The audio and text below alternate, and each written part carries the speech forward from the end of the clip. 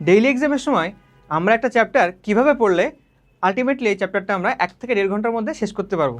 So এইটা নিয়ে আজকে ভিডিওতে আলোচনা করতে হবে। এবং একটা চ্যাপ্টার কয়বার পড়া উচিত, কতক্ষণ সময় দিয়ে পড়া উচিত। ধরো তুমি শনি সম্বুধ কোচিংয়ে যাও, তার মানে একটা চ্যাপ্টার পড়ার জন্য তুমি সময় পাও 1.5 থেকে 2 দিন। এখন আমি যখন দেখছি স্টুডেন্টের কথা বলে যে ভাইয়া মার্ক খুব কম আসে, আমি বলি তুমি কয়বার পড়ে আসো? যে ভাই আমি একবার ভালো মতো পড়ে আসি। তো এই জিনিসটা কখনো করা যাবে না। যে বলে ভাই কয়বার পড়বো? তোমাকে মিনিমাম 3 বার, এবং আমি হায়েস্ট ডেইলি এক্সামের আগে 5 বার পর্যন্ত রিভিশন দিতে পারছি একটা চ্যাপ্টার। সো 3 থেকে 5 বার তোমাকে পড়তে হবে, 3 বার ইজ মিনিমাম। এবার ভাই তুমি বলতে পারো যে ভাই একবার পড়তে তো টাইম পাই না। তো পড়ার টেকনিক আছে যে কীভাবে পড়তে হবে, তাহলে আমি টাইম ম্যানেজ করতে পারবো। ঠিক আছে, সো প্রথমে চলে আসি। আমি যখন প্রথমবার পড়বো অবশ্যই আমি কী বলবো, দাগানো বই, যেটা আমার দাগানো থাকবে, এই দাগানো বই আমি শুধুমাত্র রিডিং পড়বো, আর কোনো কিছু পড়বো না। আমি মনে রাখার চেষ্টা করবো না যে আমার এখানে এইগুলো মনে রাখা লাগবে, হাবিজাবে অনেক কিছু লাগবে, এইসব কিছু আমার দরকার নাই। সব কিছু রিডিং পড়বো। এখন ওইখানে লাল নীল সবুজ কালিতে দাগানো আছে, তুমি একটা পেন্সিল নেবা। কী নিবা? I repeat, pencil. কি? পেন্সিল।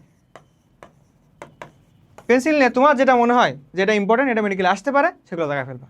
ঠিক আছে, এইটা পড়তে তোমার সবচেয়ে বেশি টাইম লাগা উচিত, সবচেয়ে বেশি সময় লাগা উচিত এইবার পড়তে। ধরে দিলাম আমি 4 থেকে 5 ঘন্টা লাগবে একটা চ্যাপ্টার পড়তে, এর চেয়ে কম লাগার কথা না, এরকমই লাগার কথা। এখন যখন আমি দাগানো বইটা পড়ছি, সাথে আমার ইচ্ছা মতো আমার যেগুলো ইম্পর্টেন্ট মনে হয়েছে সেগুলো পেন্সিলে দাগায় ফেলছি, তার মানে আমার বইয়ের অলমোস্ট সবগুলো ইনফরমেশান যেগুলো ইম্পর্টেন্ট আমার দাগানো শেষ। ওকে, ডান। এইটা হচ্ছে প্রথম স্টেপ। সেকেন্ড স্টেপে আমি কি করব? সেকেন্ড স্টেপে গিয়ে আমার কাজ হবে আমি মুখস্থ শুরু করব। শুধুমাত্র দাগানো লাইন,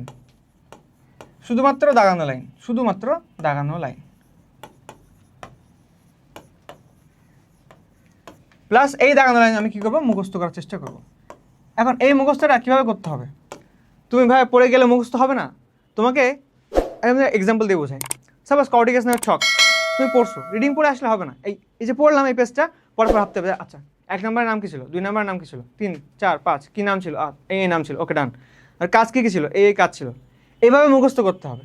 এভাবে মুখস্থ করলাম, হচ্ছে একটু কম সময় লাগবে। এরপর একবার তুমি পড়ে ফেলছো, দ্বিতীয়বার পড়ে ফেলছো, তৃতীয়বার পড়তে গেলে তোমার কী লাগবে, বোরিং লাগবে, এটা স্বাভাবিক। সো এখন আমরা কী করব, এরপর দাম করে একটা এক্সাম দিয়ে ফেলবো। কী এক্সাম?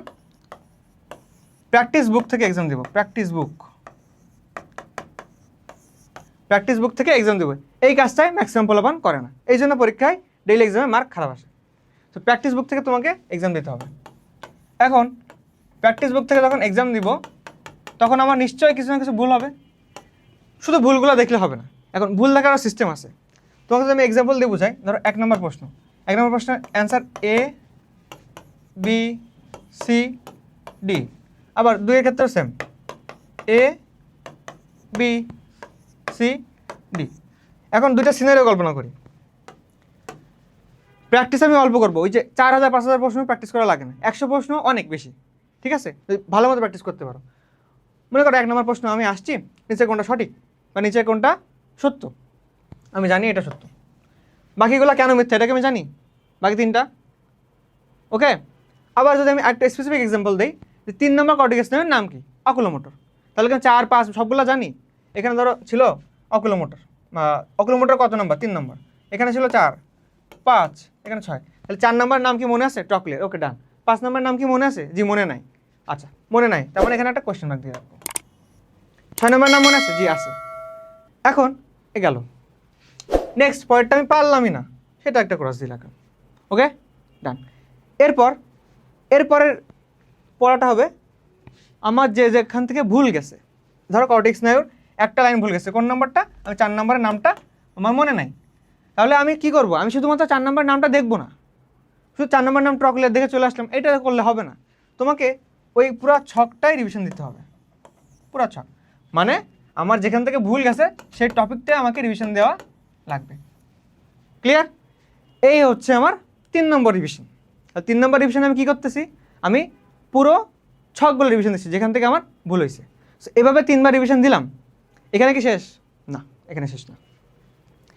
এরপর তোমাকে করতে হবে ভুল টপিকগুলো পড়ছি।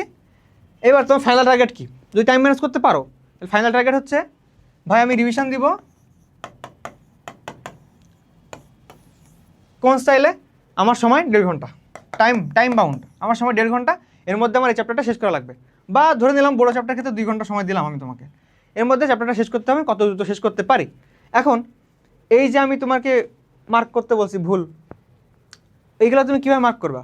এগুলো অবশ্যই তুমি খাতা তৈরি করবা না, ভুলের খাতা তৈরি করবা না। সবাই খাতা তৈরি করতে বলবে, আমি বলতেছি করো না, কারণ ওই ভুলের খাতা রিভিশন দেওয়ার টাইম হয় না পরে। সো এখানে যে কাজটা করবা, এটার জন্য অন্য একটা কালার ইউজ করবা।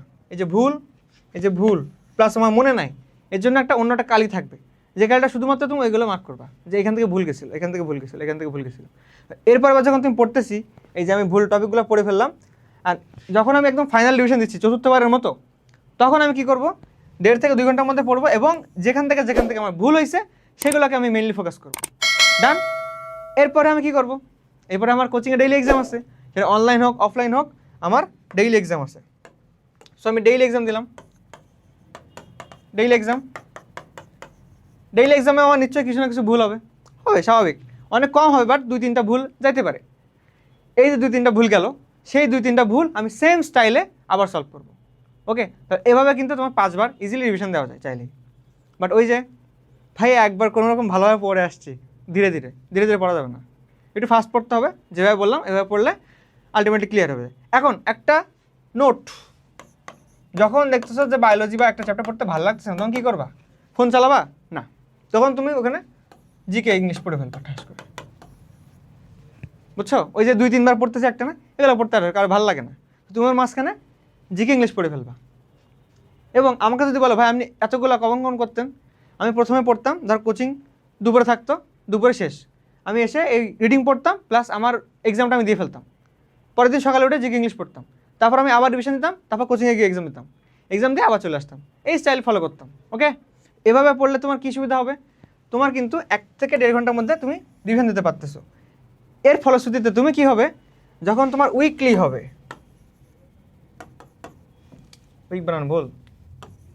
যখন তোমার উইকলি এক্সাম হবে, তখন দেখবা যে 7-8টা চ্যাপ্টার একসাথে, সময় একদিন, তখন তুমি খুব ভালোভাবে রিভিশন দিতে পারবা এবং জিকে ইংলিশে ফোকাস করতে পারবা, সব কিছু মেনটেন করে তুমি ভালোভাবে এক্সাম দিয়ে আসতে পারবা। আদারওয়াইজ তুমি ওই সময় ঝামেলা হবে, প্লাস যখন তুমি সাবজেক্ট ফাইনাল দিবা, পেপার ফাইনাল দিবা, মডেল টেস্ট দিবা, তখন আর বেশি ঝামেলা হবে।